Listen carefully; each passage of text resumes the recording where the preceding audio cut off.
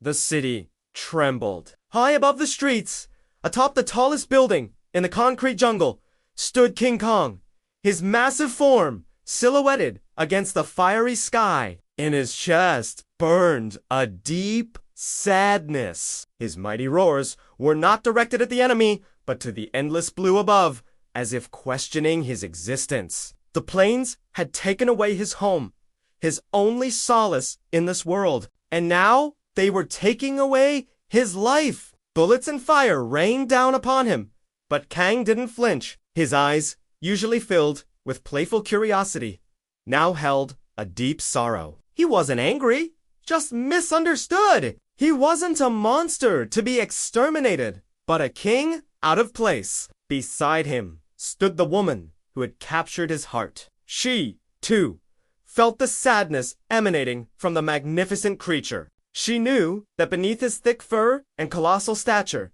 beat a gentle heart. As Kong took another hit, she cried out, not in fear, but in empathy. This wasn't just a battle between man and beast. It was a tale as old as time, the story of an ancient spirit trapped in a modern world, a world that didn't understand or care about its own destruction, nor the sorrow of the magnificent creature trying to stop it. Suddenly, Kang let out a deafening roar, shaking the very foundations of the city. He swung his head back, catching the woman off guard. His eyes, wide and full of anguish, stared directly at her. For a moment, the world stood still, the roar still echoing in their ears. Then, as if awakening from a dream, Kong turned back to face the relentless enemy. His heart ached, not with rage, but with a deep, overwhelming sadness.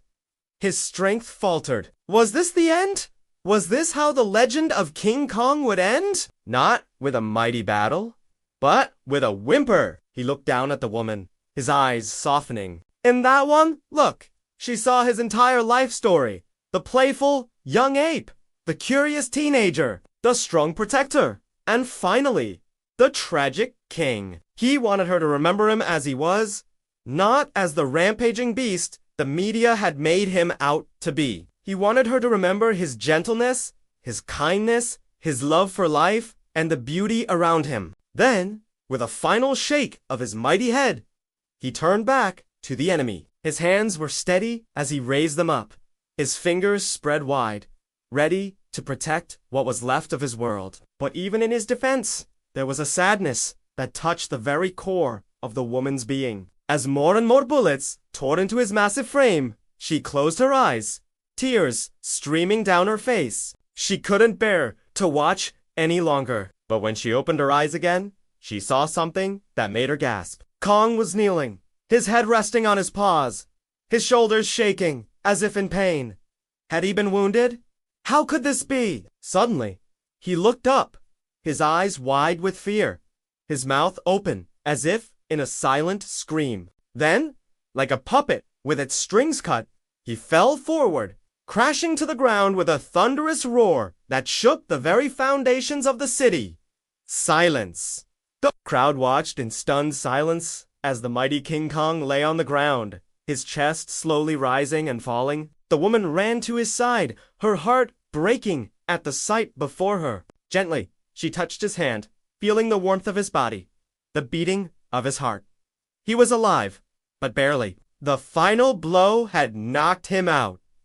It wouldn't be long now. A man in the crowd whispered, it wasn't the planes that killed him. It was beauty that killed the beast. And so the legend of King Kong came to an end. A story of strength and sadness, of love and loss. A reminder that sometimes the greatest battles are fought, not with weapons, but with hearts.